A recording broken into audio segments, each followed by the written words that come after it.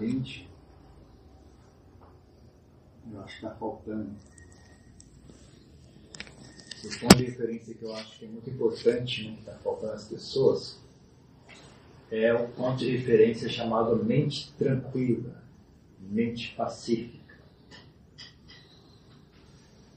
Porque é difícil julgar a mente, né? É difícil saber se a mente, o que ela está fazendo agora. Se é muito ou é pouco, se é bom ou é ruim. Ela foi para o lado certo ou foi para o lado errado. Porque a mente é percebida através de sensações.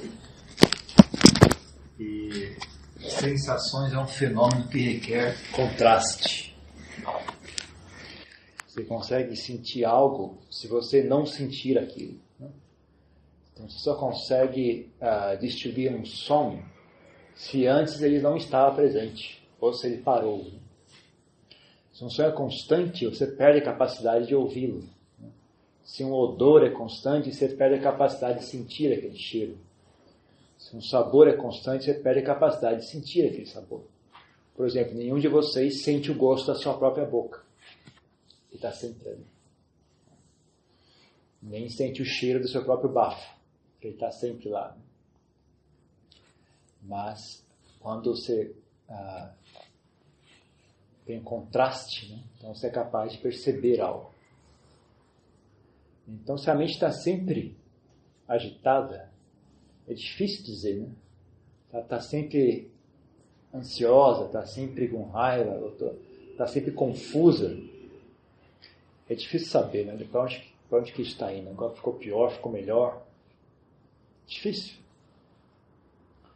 Ponto bom mesmo de referência é a mente tranquila, mente silenciosa. Mente tranquila, não está silenciosa, mas está tranquila pelo menos. A partir disso, um monte de coisa fica possível, né? Um monte de diferentes habilidades se tornam possíveis, né? Ontem estava conversando com o pessoal do Rio de Janeiro sobre o que é? Como chama isso? Lidar com críticas, né? Lidar com críticas. E de novo, né? O assunto voltou para o mesmo ponto, né? O ponto vital é ter a mente pacífica. Porque se ter a mente pacífica, você consegue perceber a reação dela. Então uma pessoa até mencionou assim, às vezes a pessoa nem fala, ninguém nem te criticou ainda, você já começa a projetar, quando eu chegar ali, vai dizer isso, vai dizer aquilo, já começa a ficar tudo tenso, né?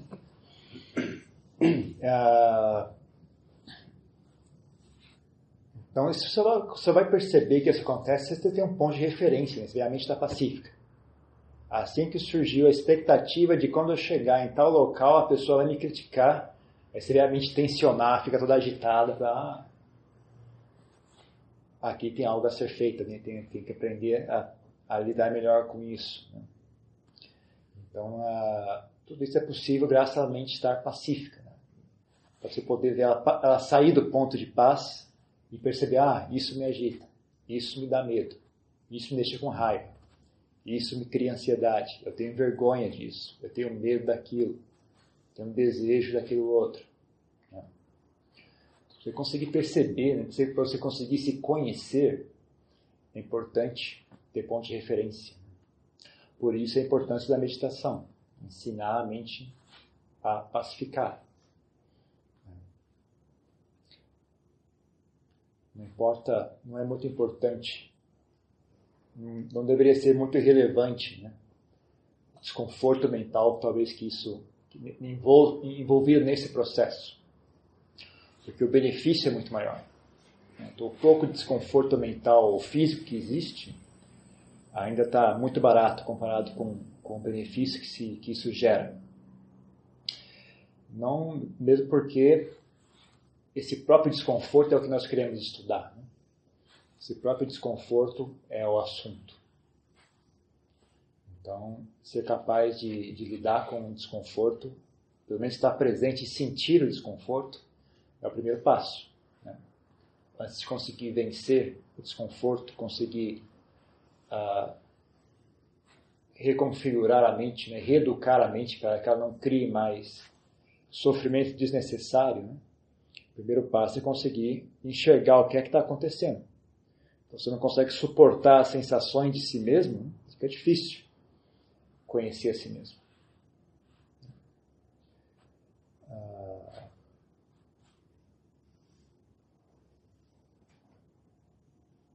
Ainda mais hoje em dia, né? Com tanto estímulo. Com tanto estímulo de fora, coisas assim que não existia antes, né? Fica difícil, ainda mais difícil ainda. Estava conversando ontem sobre essa história de crítica, né? Então, críticas, comentários, dar opinião sobre o outro. Hoje em dia todo mundo dá opinião. Opinião não custa nada dar opinião. É um hobby para algumas pessoas ficar ali dando opinião. Eu acho que isso, eu acho aquilo outro. É que isso não é novidade nenhuma, né? Eu acho que as pessoas sempre fizeram isso. Mas é que antes as pessoas não tinham acesso a você, né? Antes, quem viveu nos anos 80 e anos 90, não acontecia alguém tocar a sua campainha, falar, olha, aquele seu carro que você comprou, ele consome muito. O cara ligar para sua casa, você está aí, sabe uma coisa, sua casa fica muito bonita, não. Acho que essa cor aí não vai dar bolor, essa cor aí. Você não fazia isso antes, né? Hoje em dia faz. Você senta lá, tá ali à toa, gostei dessa sua casa aí, tá muito amarela, não quero uma outra cor, não. Esse bairro aí é muito bom, não. Antigamente o cara não fazia isso, né? A pessoa não ia até a sua casa ou ligava para a sua casa para te dar opinião. Mas hoje em dia eles dão opinião à toa, à vontade, qualquer hora, qualquer momento, sem menor pudor.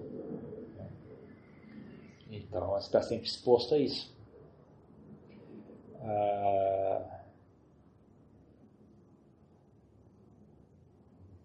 Eu também, né? Eu antes mesmo porque essa tecnologia não existia antes, né? Não sei se eu fosse leigo antes, hoje, né? Se eu fosse leigo hoje, provavelmente eu ia ter que lidar com isso também. Mas antes de eu virar monge, nos anos 80 e 90, né? Antes de eu virar monge, não tinha disso, né? Eu também acho que eu vivi uma vida bem tranquila, não criava problema com ninguém, né? Então, uma coisa curiosa, assim, eu nunca tive um inimigo antes, né? Eu nunca tive uma pessoa assim que me odiasse. Nunca tive essa experiência. Existe uma pessoa que me odeia. Nunca tive essa experiência. Antes. Depois que eu virei monge, comecei a ensinar, aí aparece na internet, aí todo mundo tem opinião. E às vezes o mais curioso não é algo que eu fiz, é algo que eu não fiz. Né? Você não deveria ter feito isso. Então, aí é infinito, né? A quantidade de coisa que as pessoas vão ficar com raiva de mim é infinito, porque como é que eu vou fazer tudo, né? Então, as pessoas simplesmente têm uma ideia de como eu deveria ser, eu não sou daquele jeito, portanto eu te odeio.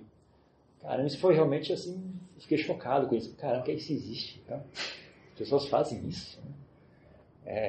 É um raciocínio na minha mentalidade, era uma coisa assim absurda. Como é que pode? Isso não faz sentido, cara. Simplesmente você não é o jeito que a pessoa queria que você fosse, portanto ela te odeia. Não é assim, então eu não vou ouvir o seu ensinamento, eu não vou seguir você, aí, eu não vou acompanhar as suas atividades. A pessoa acompanha para te odiar, senão você vai criticar. É realmente impressionante. Então, foi realmente, não sabia que isso existia, não. Fiquei curioso, né? O negócio de chama troll, chama hater, tem um monte de nome essas coisas aí. Foi realmente uma experiência interessante. E aí tem um desafio envolto nisso, né? Porque saber ouvir críticas é importante. Mas quando as críticas são demais e sem sentido, né? Gratuitas e sem real propósito, às vezes você tem essa tentação a simplesmente fechar os ouvidos e não vou prestar atenção em mais nada. Muita gente dá conselho assim, né? Não ligue para os outros, faça o que você quer, não dê bola para os outros, não. Isso não é um conselho muito bom, na verdade. É importante você dar bola para os outros, sim, o que os outros dizem. Né? Ouvir críticas é uma necessidade. Né? Se você fechar completamente o ouvido para o que os outros dizem, você vai perder o ponto de referência, né? De si mesmo. Né? Mesmo porque muitas vezes as críticas podem ser boas. As pessoas que estão ali criticando podem ter boa intenção ou podem ser sábias. Então, se fechar completamente os ouvidos não é desejável. Mas, por outro lado, tem que aprender a lidar com essa nova situação. As pessoas estão o tempo todo dando opinião gratuita, sem ninguém ter pedido, e bombardeia, né, a gente com um monte de coisa. Então, é uma situação nova, né, a ser lidada. Como eu falei ontem, né, o que eu faço, né, que me parece que funciona bem, você tem que passar por uma série de testes, né? Eu faço questão de ouvir crítica. Sempre que alguém me manda uma mensagem criticando, eu paro e leio. Né? Leio com atenção, inclusive. Leio mais de uma vez. Mas aí eu passo uma série de testes. Né? Primeiro teste. Faz sentido o que essa pessoa está dizendo, sim ou não? Na maioria dos casos não faz. A pessoa simplesmente está com raiva, né? Então, nem o que ela está dizendo não tem pé nem cabeça, muitas vezes. Né? É totalmente sem noção que está ali. Só nem sabe do assunto que ela está falando. Então, primeiro teste. Faz sentido, sim ou não? Ok, faz sentido. Tudo bem, mas ainda não é bom o suficiente. Só fazer sentido não é bom o suficiente. Isso porque muitas coisas desse mundo fazem sentido. E, inclusive, duas coisas diferentes podem fazer sentido igualmente. Que nem eu dei o exemplo. Vamos lá, supor que a gente vai reformar isso aqui, vamos deixar isso aqui melhor, vai melhorar, vamos colocar uma janela anti-ruído, vamos colocar um ar-condicionado, vamos fazer isso, vamos fazer aquilo, vai ser melhor. Faz sentido, vai ser melhor, realmente vai melhorar. Botar um elevador vai melhorar muito. Mas, por outro lado, também, vamos deixar como está, não está tão mal assim também, né? Também tá bom. Faz sentido, é verdade. Não mexer nada já está bom o suficiente, não precisa gastar dinheiro com essas coisas, né? Tá bom, faz sentido, tá bom. Então, ambos são um oposto ao outro e ambos estão certos. Depende de como você quer olhar o assunto. Né? E também jamais se esqueçam. Os nazistas tinham um raciocínio que justificava aquilo. Os comunistas lá do Stalin, o Mao na China, eles tinham um raciocínio lógico e correto que explicava o que eles estavam fazendo. Milhões de mortos. Nos países comunistas, pelos nazistas, né? Eles tinham uma linha de raciocínio que fazia sentido para eles. Fazia perfeito e completo sentido. Se você tivesse nascido na Alemanha nos anos 20, nos anos 10, tivesse recebido aquela educação, tivesse passado por aquelas experiências, tivesse convivido naquela sociedade, vocês teriam sido nazistas. Nós também, eu também. Todos nós teríamos sido nazistas. Então, porque fazia sentido. Dentro daquele contexto, para aquelas pessoas, aquilo fazia sentido. Então, só fazer sentido não é o suficiente. Além de fazer sentido, o que eu também investigo faz sentido, mas o que é que está motivando essa pessoa a dizer isso? Né? Da onde está vindo esse raciocínio? Está vindo da inveja, do rancor, está vindo dos ciúmes, está vindo da vontade de ajudar, está vindo da vontade da compaixão, da amizade, está vindo da pura vaidade intelectual. De onde está vindo isso? Né? Mesmo porque tem muitas coisas, mesmo, faz sentido. Vamos dizer, vamos botar um elevador aqui, faz sentido. Mas qual é o custo disso? Qual é o trabalho de fazer né? Se a pessoa, às vezes, a pessoa não está envolvida, né? Fala, realmente você tem que colocar um ventilador, um elevador aí, é importante. Certo? Mas a pessoa não vai ajudar a doar, não vai ajudar a organizar, não vai simplesmente sentar lá e dar opinião, sabe? Então, peraí, mas de onde está vindo essa opinião? É apenas inquietação dessa pessoa? Ela é uma pessoa rancorosa e tem um hábito de achar defeito, acha que isso é divertido, ela se sente inteligente quando ela acha defeito, sabe? Eu acho defeito é dar a sensação de que eu sou inteligente. Olha aqui, está errado aqui. Olha como ficou ruim aquilo ali. Olha que o negócio está torto. Ela sente que ela tem a sensação de inteligência quando ela faz isso. Né? Então é uma coisa que vem da vaidade dela, ou vem da agitação mental dela. A mente dela é dolorosa, então ela procura algo para se distrair, fica achando defeito. Né? Ou então ela associa o senso de humor dela a achar defeito nos outros. Né? É uma coisa muito comum. Então tudo bem, faz sentido, mas peraí, mas vale a pena? Faz sentido, mas é relevante, né? Não é questão vale a pena, é relevante, né? Isso, apesar de fazer sentido, é relevante? Ou é apenas um problema dessa pessoa? Essa pessoa está agitada, essa pessoa está com inveja, ela é ciumenta, está com inveja, ela queria ser o grande mestre, só que ninguém dá bola para ela, então ela está com raiva, porque as pessoas prestam atenção no que você diz, mas ninguém presta atenção no que ela diz, ela está com raiva. Será que a crítica, apesar de fazer sentido, é relevante ou não? Né? Ou a pessoa está dizendo porque de fato ela percebeu que há um assunto e com vontade de ajudar ela trouxe o assunto à tona. Né? Foi essa ou foi apenas um problema emocional, psicológico dessa pessoa? Né? Então não faz sentido. De onde que veio isso? De onde está vindo essa crítica? De um lugar bom ou de um lugar ruim? Né?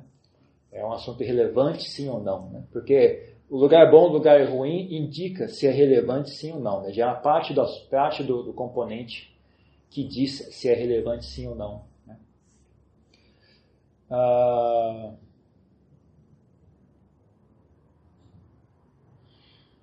Outra coisa também que eu olho tudo bem, faz sentido, a pessoa diz por boa vontade, por alguma boa razão, né? Mas ainda assim não é o suficiente. Isso faz sentido disso por boa razão, mas, como eu disse, qual é o custo disso? É relevante, né? Aí que é a questão, é relevante? Porque tem coisas que não vale a pena fazer, sabe? Mas ficou meio torto essa parede, vamos derrubar e fazer de novo. Não vamos, deixa ela torta, não vale a pena. Não é relevante, não é tão importante assim, não custo-benefício não vale a pena. Isso também não só diz respeito a coisas externas, como também a coisas internas de vocês. Né? Então, por exemplo, a pessoa, sei lá, como foi o exemplo dado, eu tenho o hábito de falar assim, desse jeito. Né? Eu não sei falar de maneira educada, formal, eu não sei conjugar os verbos. Eu não sei fazer essas coisas.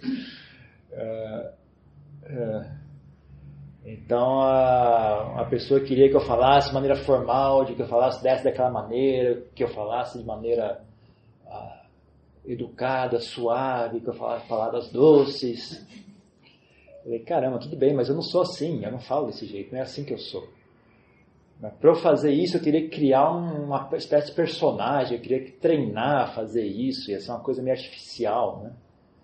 Eu falei, você vai ter Isso para mim, né, eu conhecendo um pouco a mim mesmo, eu acho que seria um custo muito grande. Não só em termos de esforço, né? De ficar treinando e ficar, sabe, na hora de falar tem que, sei lá, planejar antes de falar, tem que fazer um discurso antes, decorar aquele discurso. Mas eu também acho perigoso você perder o contato com a realidade, sabe? Você virar um personagem. Mas eu também, nessa situação que as pessoas têm um monte de expectativas a meu respeito, né? Se eu não conseguir brecar isso, realmente eu vou virar um fantoche, né? Um boneco de fantoche. Tentando satisfazer todo mundo, né? Então, para mim, sabe? Isso não vale a pena, isso é um custo muito grande. Tudo bem, seria legal mesmo se eu fosse uma pessoa muito eloquente, muito erudita no meu falar, no meu uso dos termos em Pali, mas não sou, vai ser assim mesmo, não gostar. Porque também tem esse assunto, né, que eu não sei, não lembro como é que conectou a história desse jeito, mas também tem essa questão, né, você não precisa agradar todo mundo, viu? Não é bom agradar todo mundo, inclusive. Então, quando as pessoas te criticam, né,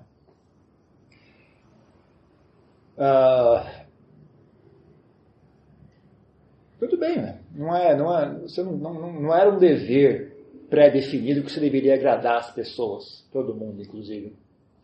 É normal e esperado que alguém não goste de você do jeito que você faz as coisas, né? Principalmente se você está agindo de forma honesta. Né?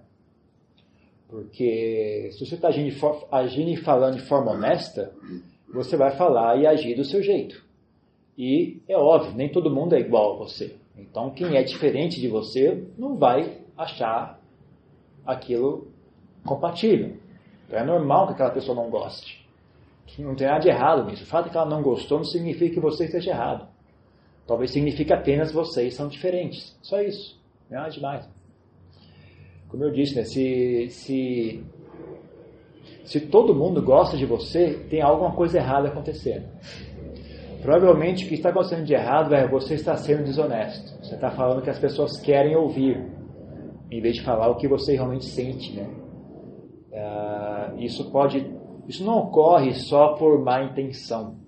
Às vezes as pessoas agem assim por querer agradar, sabe? Ter medo de desagradar, ter timidez, ter medo de desagradar, sabe? Sei lá, a pessoa quer ser simpática, né?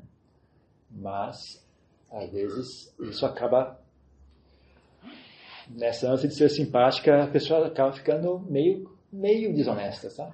Porque mentir não é só o conteúdo do que você diz, né? Também como você age, como até a sua postura corporal. Isso é uma coisa que eu ficava atento, né? Quando eu era novato lá no mosteiro, eu ficava atento a isso também. Ficava atento, sabe? Sua postura corporal. Eu estou tentando fingir que estou calmo, né? Existe uma ofensa monástica, sabe? Você fingir que está meditando. Existe uma ofensa monástica para isso. Se eu sentar assim, com a intenção de impressionar as pessoas, se eu sentar e fingir que estou muito calmo e tranquilo, com a intenção de impressionar as pessoas, isso é uma ofensa da regra monástica. É uma forma de desonestidade, você está sendo desonesto. Né? Então não é só o conteúdo que você fala, o tom de voz é uma forma de honestidade ou não. E até a sua expressão corporal também é uma forma de honestidade ou não. Então, fique atento a isso. Né?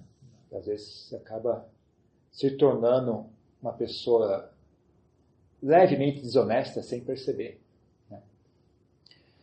Então, com esse mundo, né, onde todo mundo tem opinião e essas opiniões ficam bombardeando a gente o tempo todo, né, graças a essas mídias todas, né? Essa é um know-how, é uma ciência, né? É uma habilidade que precisa ser desenvolvida. Né? Antigamente não tinha tanta necessidade de fazer isso. Porque, como eu disse, né, as pessoas não tinham acesso a você, né? Você estava protegido. Chega em casa, fechou a porta, pronto. As opiniões ficaram lá de fora. Mas hoje em dia, onde quer que você vá, até no banheiro, vai junto as opiniões. Está ali junto, apitando no seu bolso. Um monte de opinião, um monte de coisa. Então, é uma habilidade que as pessoas vão ter que aprender a fazer, né? E tomar e ensinar para as crianças a partir de agora, né? Como é que faz isso, como é que você lida com esse monte de coisa. Uma habilidade nova que a gente vai ter que aprender a desenvolver para lidar com essa nova situação. Com essa nova situação que se apresenta no mundo hoje. Então, essas dicas, né?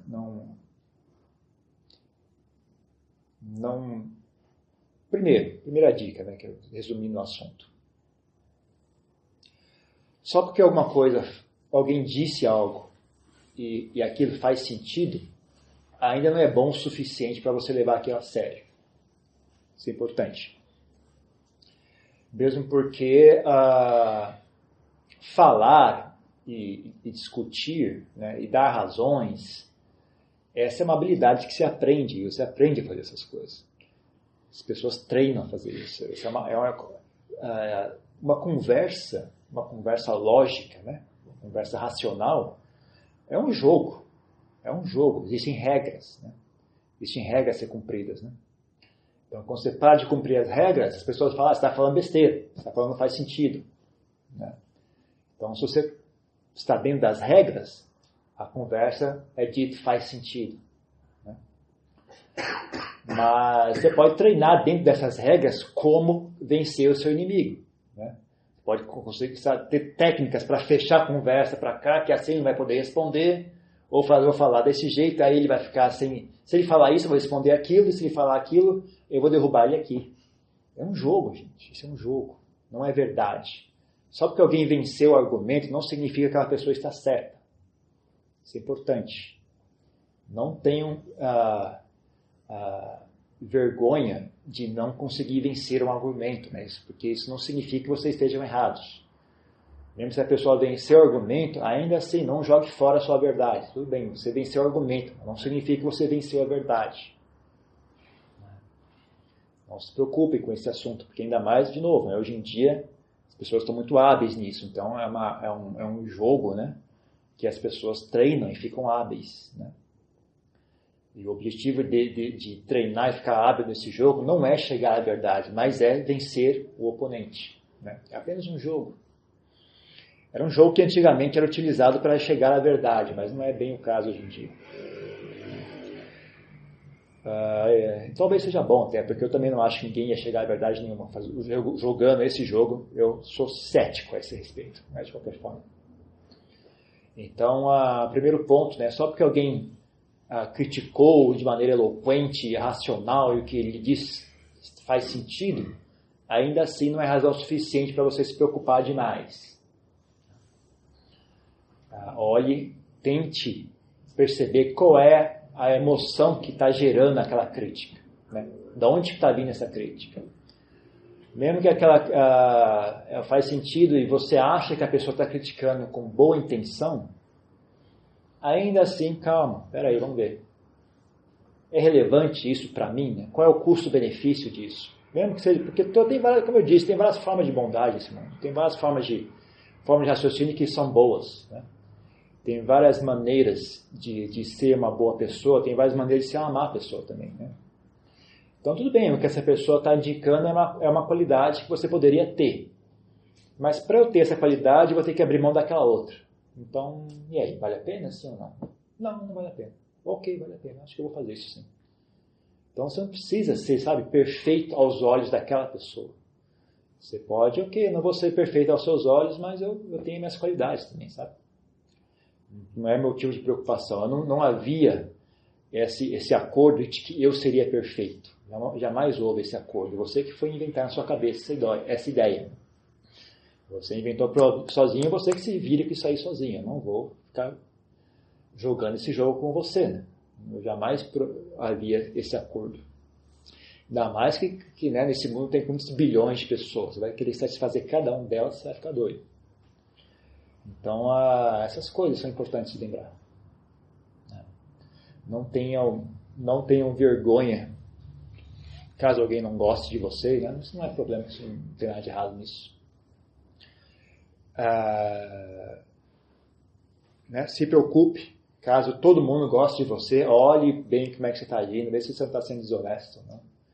Talvez seja um mau sinal. Né? Se todo mundo gosta de você, não tem ninguém que te odeie, um pouquinho só. Aí talvez você esteja sendo desonesto. Para e pensa um pouco. Talvez não seja o caso, talvez seja realmente uma pessoa muito, muito bacana, mas tem uma forma de evitar muitos conflitos não exponha muito as suas opiniões. Né? Resguarde-se. Né? O que você acha disso? Não acho nada. Ou o que eu acho não é importante. Eu não faço muito isso não, gente. Lá a gente tem aquela rede social lá da SBB lá. O pessoal tenta me arrastar para conversas, eu não vou, não entro. Mas isso aqui, eu gostaria de saber a opinião da Jamudito. A Jamudito, que barulho de grilo, nada. E não me preocupa caso as pessoas pensem que eu estou sendo covarde. A Jamudito não está... Ele tem medo de engajar, ele não quer se envolver, ele está com medo. Pode pensar o que quiser, gente. Eu sei o que me motiva, eu me conheço bem. Eu sei o que está me motivando. Dependendo da situação, são várias coisas diferentes. Né?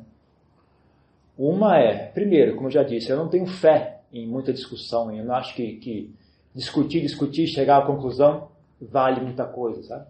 Você fala, concordou, discutimos, ok. E daí? Nada. Discutimos, entendemos, concordamos, e daí? Não vale muita coisa. Não chega a resolver muita coisa, sabe? E as pessoas lá, mas o que é o significado da palavra, sei lá, uma palavra em pali lá, o que é o significado da palavra samvega? Aí discute, ok, samvega significa isso. Ok, e daí?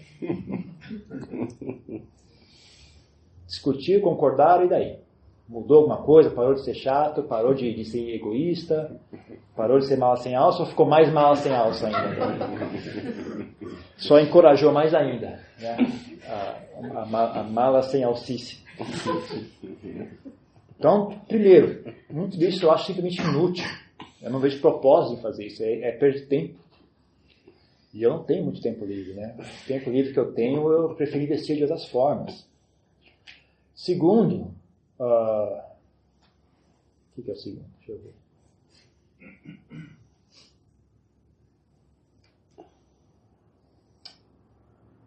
Não sei como dizer isso, não sei, eu acho, sabe, ensinar as pessoas a fazer silêncio é importante. Eu queria dar o exemplo, pessoal, olha, às vezes, sabe, nunca li o Correio, isso eu também aprendi com um monge, sendo monge. Tem mosteiro que a gente ia, assim, sabe visitar um mosteiro, né? Aí a pessoa vinha e te recebia, como você vai? Tudo bem? Olha aqui, vou te levar, isso aqui é um chazinho, isso aqui é um café, isso aqui é isso, isso aqui é aquilo, e bate-papo, e conversa. E tem mosteiro que você vai e que ele te oferece uma cabana e te deixa em paz. Bem-vindo, aqui está a sua cabana. Tchau. Eu não sei, eu tinha essa ideia. Quando você é um monge que sabe, interessado em prática, né, e você vai no mosteiro onde as pessoas estão dedicadas à prática, quando você chega lá, o que eles te dão de presente é silêncio. É esse meu presente para você. Bem-vindo. Aqui está o silêncio. Fique à vontade. Não fica te enchendo o saco com conversa, com um monte de história, com um monte de... então, eu não sei, viu? Esse negócio ficou na minha cabeça. Assim, você dar silêncio de presente para as pessoas. Sabe? Nesse contexto, né, dá o exemplo, como é que você não se arrasta para dentro de uma discussão inútil? Né? Como é que você não se arrasta para dentro de uma discussão inútil com gente que não tem noção do que está falando? De novo, né, a mesma um pouco conecta com o anterior. Às vezes a discussão não tem nenhum real propósito, as pessoas simplesmente são dolorosas. Né? Estão ali se coçando, que nem macaco com pulga. Né? Estão ali se coçando, não tem a ver com o assunto sendo discutido. Às vezes elas tentam fantasiar dessa forma. Né? Eu estou aqui discutindo o Dharma. Não está, você está só se coçando mesmo. Você está só aí sofrendo, né? Ardendo de raiva, ardendo de vaidade, ardendo de inveja. É só isso que está fazendo. Elas tentam fingir que o assunto é o que eu estou falando, mas o assunto não é isso. O assunto é você doloroso. Esse é o assunto. Então, na medida que eu não tenho como resolver isso batendo boca, né? Para que eu vou fazer isso? Vai piorar ainda mais.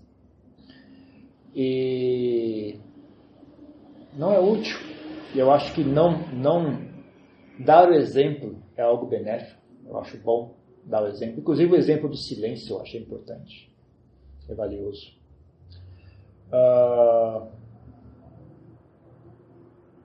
Eu não tenho real, como eu disse, né, eu também achei isso importante, eu não tenho real necessidade que todo mundo goste de mim.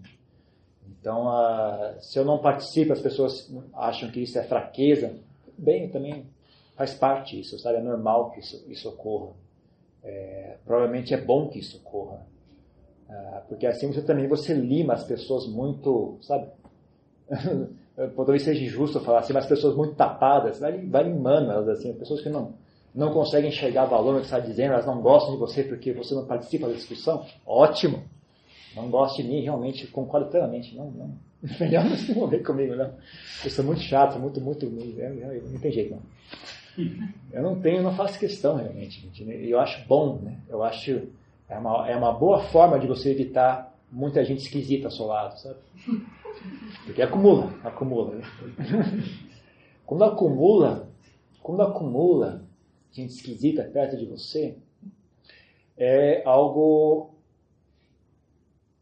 triste. Porque, não só para você, né, que fica uma coisa pesarosa, mas eu não sei, viu, gente? Eu acho que hoje em dia as pessoas querem ajudar quem está muito mal, quem está muito fraco, quem está muito com dificuldade. Mas eu acho que as pessoas sabe, não, as pessoas que estão bem também precisavam de um apoio, sabe? É que nem uma forma mais fácil de explicar isso é explicando como é que funciona um mosteiro. Ou um centro de meditação qualquer, onde as pessoas podem se hospedar. Você cria um mosteiro, tem vagas para pessoas que se hospedam. Primeira coisa que acontece, um monte de doido começa a querer vir ficar no mosteiro. Por quê? Porque o mundo lá fora é difícil para eles. Eles não conseguem ter namorada, eles não conseguem suster um emprego, eles não conseguem ter amigos. Eles estão sempre sob a ameaça de ser levados para um manicômio, sabe? Então eles querem um lugar para se esconder. Eles querem um lugar onde se sintam protegidos. Então, no mosteiro, eles acham que vão encontrar esse esconderijo. Se você não for duro e firme, e, sabe, ter coragem de mandar essas pessoas embora, o que acontece é que começa a acumular doido no mosteiro. Começa a acumular doido. E o que acontece quando acumula doido? As pessoas sãs chegam e olham aqui e falam, meu Deus, isso aqui é manicômio, vou embora. E aí fechou o circuito. Só entra doido. Gente, fechou, as pessoas sãs não vêm mais. Só entra doido. E viram uma gaiola de doido aqui no negócio, né? E é difícil desfazer isso. Quando chega nesse ponto, é difícil desfazer. Principalmente quando o doido virar líder do grupo, sabe? Aí fechou mesmo, aí não tem mais como. O negócio desanda de vez, e não tem como puxar de volta, sabe? E aí o que acontece? A tendência natural é essa, sabe? Então vocês estão na busca, né? Vocês devem ter já experienciado isso, né? Você vai em cada grupo aí de prática espiritualista que é dureza, né? Não é fácil. Isso é uma tendência natural nos dias de hoje, né? Hoje em dia é chamado Kali Yuga, né? Então hoje é o dia onde as coisas ruins é que nem quando na época de seca, né? A tendência é bastante propício para pegar fogo as coisas, né? Então, hoje em dia é onde a feiura tem mais facilidade de se estabelecer, de se prosperar. Então, por essa razão, eu acho que é um dever meu, assim, sabe? Não ser agradável demais. Eu acho isso importante. Porque as pessoas mais ou menos de bem, mais ou menos saudáveis, estão abandonadas ao relento. As pessoas, quem estava conversando hoje sobre, uma pessoa estava me falando sobre um mestre de yoga brasileiro aí que está com um monte de escândalo sexual. E aí está falando que o pessoal, mas o cara está justificando, ele admite ter feito sexo sem abrir mão da noção de que ele mantém celibato e ele admite que mentiu, mas ele não admite dizer que não é iluminado. Eu não sei, mas o cara está me falando, e para mim, mas é isso mesmo. É assim que você consegue discípulo, falando coisa que não faz sentido. Porque se você falar coisas que faz sentido, pessoas inteligentes vão se aproximar de você. Pessoas inteligentes não são fáceis de manipular, né? Então, se você quer ter muito discípulo, ganhar muito dinheiro, fale abobrinha, porque aí só gente sem noção vem para perto de você. E aí você está feito, né? Você faz o que você quiser. Ganha dinheiro adoidado. Faz sexo com todo mundo. Então, o ensinamento para a gente sem noção está cheio. Agora, apoio para quem tem noção está muito pouco. Então, não sei. Esse tipo de ideia que ocorre na minha cabeça, não sei se está certo ou não, mas esse tipo de coisa me ocorre. Então, é isso, né? Então, acho que por hoje é só. Se tiver alguma pergunta, fique à vontade. Sadhu, sadhu, sadhu. Eu queria mais uma água. Deixa eu ver um chá. Eu queria, sim, uma água. Já serviu chá, né? Chá e água. Pode ser. Isso é hora de mulher. Viu? Isso não é hora de... Traz um caixão com a perna dos Vinícius. Morreu a perna. Morreu a perna. Quer deixar uma cadeira de roda pra você de lado. Sim. Vai chutar meu celular aí, ó. O que é Kali Yuga? Kali Yuga. Yuga é época. Kali, aí quem manja de sânscrito deve saber o que é. Sombrio. Kali é sombrio, né? Época, Yuga. Então, o Buda descreve nos suttas, né? O mundo segue ciclos, né? De desenvolvimento e degeneração. E, curiosamente, o que causa esses ciclos é o ciclo anterior. Então, o ciclo de desenvolvimento, o ciclo de prosperidade espiritual, cria as condições para que o ciclo de degeneração se estabeleça. E o ciclo de degeneração é a causa para a prosperidade futura. Né? Então, um exemplo bastante claro, bastante gráfico, bastante didático, temos suttas, né? Então, disso ele descreve uma época de muita prosperidade, pessoas são muito sábias, pessoas são muito bondosas, há muita felicidade, mas aí as pessoas começam a se degenerar, né? As pessoas simplesmente ficam apegadas ao prazer, ficam apegadas a coisas boas que elas conquistaram, né? Depois de um longo período de tempo, né, ninguém mais lembra de onde que veio essas coisas boas, então as pessoas ficam negligentes, ficam preguiçosas, arrogantes, e aí começa a degenerar, né? Vai degradando. Chega a um ponto tão baixo que as pessoas começam a se matar, assim, eles dizem assim, uma pessoa tá andando na floresta, vê outra, e é como se visse uma galinha, sabe? E vai correndo para matar aquela pessoa para poder comer aquilo, né? E chega a esse ponto, assim, é um ponto mais baixo, né, que existe. As pessoas simplesmente um enxerga o outro e imediatamente avança para matar. E aí chega um belo dia, um vira para o outro e fala, tinha uma ideia, vamos parar de matar um ou outro, só para curiosidade, não estou fazendo nada mesmo, vamos parar de matar um ou outro, só, vamos ver o que acontece. Eles param de matar um ao outro, falam, olha só, ficou legal, que bacana isso. Tinha uma ideia, vamos parar de roubar um do outro, só por curiosidade, vamos ver o que acontece. Aí eles param de roubar um do outro e ver que melhora a vida deles. Né? Então eles começam, pouco a pouco, ganhar apreço pela bondade novamente. Então eles começam a proteger mais a bondade, começam a praticar mais bondade, começam a refinar a prática da bondade. E com isso, né, começa um novo ciclo de desenvolvimento espiritual, de bondade, de felicidade, de bem-estar. E aí de novo, né, chega até aquele pico, aí começa a cair de novo. Aí chega até o fundo e começa a cair de novo. Então fica nesse vai e vem, né, que isso que o Buda chama também de samsara. É infinito isso.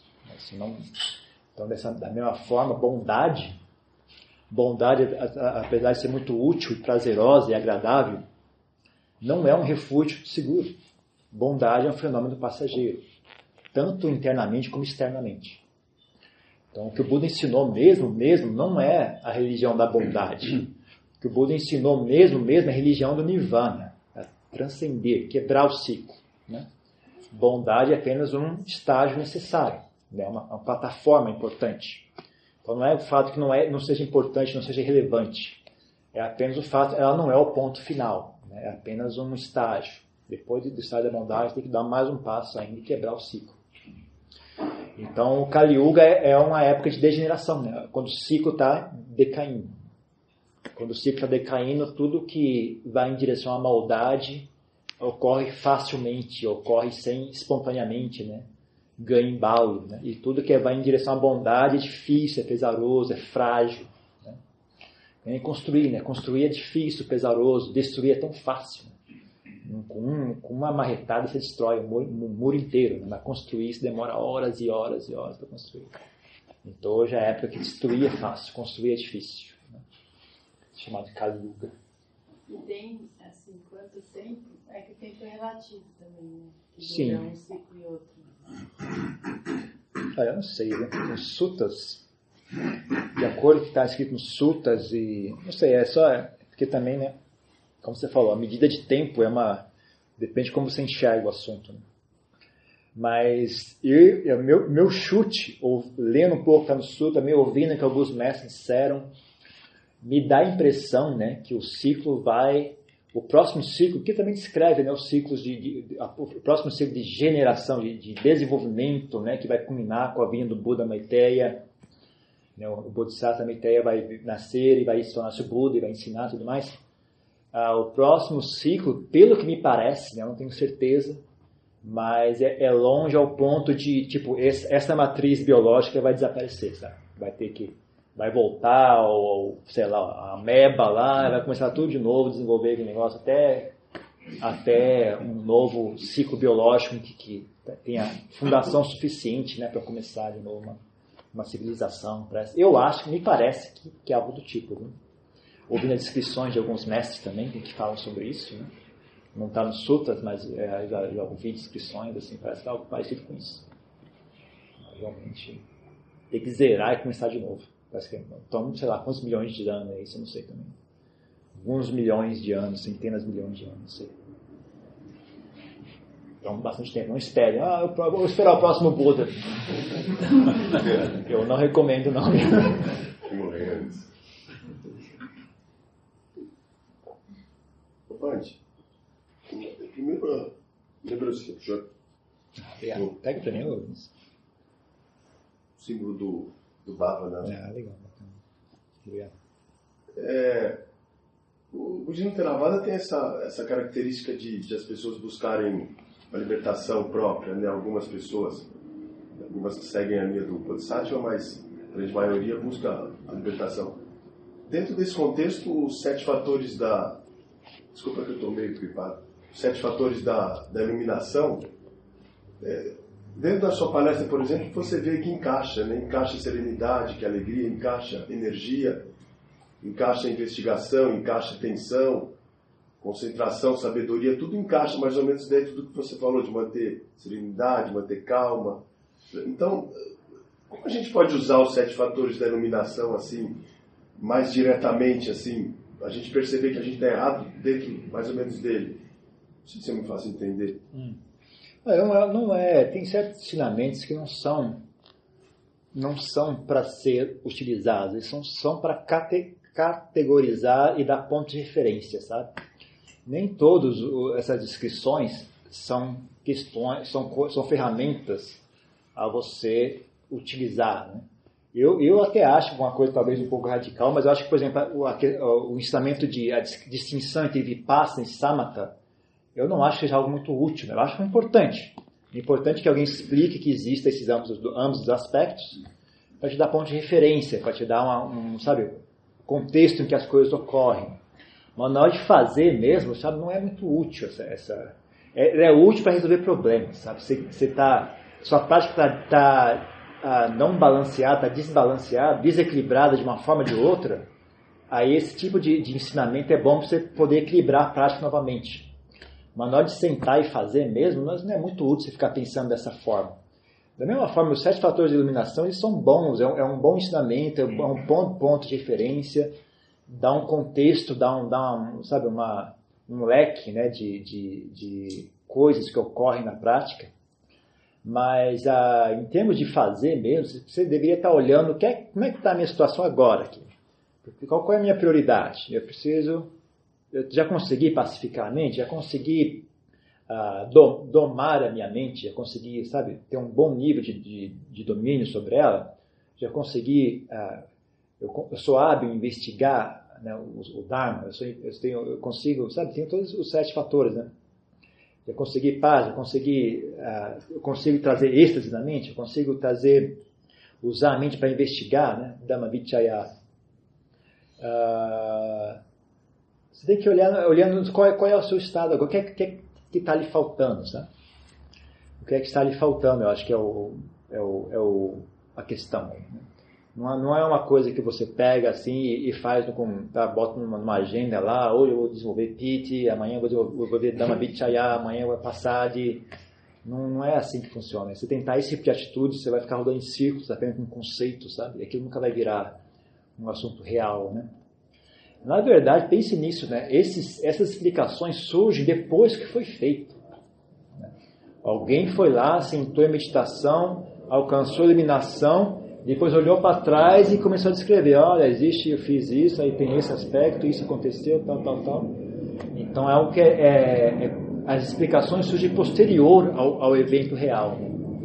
Então elas servem para dar um ponto de referência, elas servem de apoio, mas elas não são o caminho. Elas não são o caminho. Então não se preocupe demais, sabe? Não fique muito tempo ali, de passar, eu não consigo, está muito difícil aqui, não esquece. Calma, senta, relaxa, foque a atenção na respiração, fique de olho na sua mente, veja onde que ela empaca, veja onde que ela se apega, onde que ela tem medo, aprenda, vai por aí primeiro, vai por aí, e o resto, porque isso vai desenvolver naturalmente esses fatores todos, naturalmente ele vai desenvolver esses fatores todos. Aí um dia também provavelmente você vai olhar para trás, olha só, desenvolver todos eles, nem percebi. É uma coisa que ocorre naturalmente, sabe? É uma coisa que ocorre naturalmente. Ok? Mais uma pergunta? Você comentou na palestra sobre pessoas que às vezes ganham um argumento, mas elas não ganharam a verdade, não acharam a verdade. Eu gostaria que você pudesse falar um pouco mais sobre isso. O que quer dizer exatamente essa frase? Pensamento. Olha, vamos começar de novo. Quadro, um desenho, uma pintura, ou mesmo uma foto, é uma representação de uma paisagem, de uma imagem. Não é a imagem. Não é, por exemplo, uma foto de uma cachoeira não é a cachoeira. Uma foto de uma cachoeira é apenas um ângulo de um exato momento, sabe, num exato dia que o sol estava dessa forma. Ainda tem, né, o fator de como o filme distorce, é revelado, então dá mais cor, dá menos cor, dá mais contraste ou menos, como você manipula o filme. E só mostra um ângulo, assim, só esse ângulo, só um quadradinho, assim. Uma cachoeira é um fenômeno, sabe, em 3 dimensões. E ela está lá o tempo todo, sabe? Ela não está só naquele instante. Ela estava ali ontem, vai estar lá depois. Ela é uma coisa que se movimenta, sabe? Ao redor dela, por exemplo, essa é muito comum hoje em dia, né? Vai ter a famosa foto das pirâmides, né? Então o cara tira a foto das pirâmides, aquela coisa misteriosa, teatro atraente. Aí você tira uma foto maior, tem uma favelona ao redor das pirâmides, assim. Todo o contexto, sabe? É outra história. A imagem transmite uma coisa, mas a realidade nem sempre é aquilo também. Ideias não são muito diferentes. Ideias não são verdade. Ideias apenas são diminuições da verdade. Né? Para que você tem ideias? Por que você tem raciocínio? Para manipular. Né? O motivo pelo qual a gente tenta reduzir a realidade a ideias é para poder manipular, para poder projetar, tentar usar o mecanismo do intelecto para tomar decisões, projetar situações no futuro, sabe? Interagir com o mundo. É uma ferramenta de interação. Então, jamais, por definição, você vai conseguir expressar uma verdade em termos de linguagem. Porque linguagem é uma redução da verdade. Né? Uma redução de um fenômeno. Por exemplo, vou chamar isso aqui é um copo, isso aqui é uma xícara. Se você aceitar as regras do jogo, eu vou falar, sim, é uma xícara. Agora, se eu me recusar a aceitar as regras do jogo, eu falo, não é. Isso aqui é um conjunto, é uma quantidade de cerâmica, de barro. Não, também não aceito essas regras, não. Então isso aqui é um conjunto de moléculas e átomos. Não, também não aceito essas regras, não. Então isso aqui não é nada, isso aqui é apenas o que é. Não tem nome, não tem forma, não tem conceito, é apenas é. Sabe? Então é um jogo, sabe? Não é uma verdade, é um acordo entre nós. É um acordo. Esse acordo, ele é bem feito, ele é útil quando ele tem uma boa conexão com a nossa experiência, né? Então eu falar, essa xícara é dura. Essa foi uma boa construção se ela está condizente com essa experiência aqui também. Se eu bater aqui, ela não cede, né? Então foi bem construída a ideia. Agora, se eu falar, essa xícara levita no ar, eu jogar ela, ela vai cair, vai quebrar, então não funcionou. Não foi bem feito, porque me deu um resultado não desejável. Né? Se eu construísse a ideia, a xícara levita, isso me ia gerar problemas, ia sujar tudo isso aqui, ia quebrar a xícara que não é minha, isso ia gerar mal-estar com as pessoas e tudo mais. Então, todo esse jogo de ideias e linguagem, tudo isso é criado de maneira funcional, de acordo com a nossa experiência no mundo. Né? Então, na verdadeira, isso foi criado para ajudar a existir no mundo. Né? Não foi criado para desvendar a realidade do universo. Né? Então, você está usando uma ferramenta que foi feita para algo, para uma coisa, para fazer algo completamente diferente. Cara. Então, não funciona. Não funciona. É útil, mas não serve, né, para perceber ou expressar a verdade. Então é isso que eu quis dizer. Pelo menos eu acho. Não tenho certeza, não.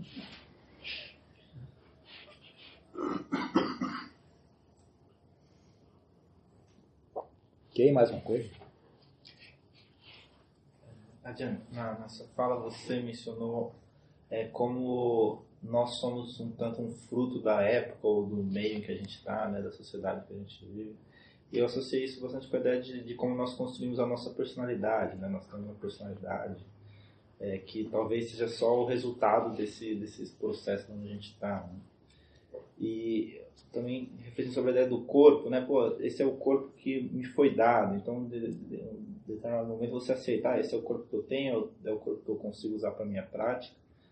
Mas a personalidade você acha que é um processo um pouco mais aberto, então você quer trabalhar, poxa, ok, essa é a personalidade que eu tenho para a minha prática, mas como eu posso melhorar ela para a minha prática? Então, mas será que o processo não é outro? É aceitar a personalidade que a gente tem, assim como a gente aceita o corpo, alguma coisa assim? Como a gente entender melhor a nossa personalidade para contribuir para a nossa prática? Você pode fazer ambos, sabe? Você precisa ter como eu falei, né? Pelo que me parece, né? Pelo que eu observo, me parece, olhando assim, você não precisa ser perfeito para poder alcançar a iluminação. Sabe? Você não precisa ser um ser perfeito. Você precisa ser um ser perfeito para tornar-se um Buda. Mas para tornar-se uma pessoa iluminada, assim, como Sariputta, como Moggallana, como talvez o Ajahn Chah, Luang Pu Man, esse pessoal, você não precisa ter uma personalidade perfeita e impecável. Tá? Você pode ter alguns defeitos. Né? Então você não precisa ter uma busca por uma personalidade perfeita. Ela deve ser funcional, na verdade. A sua personalidade deveria ser funcional.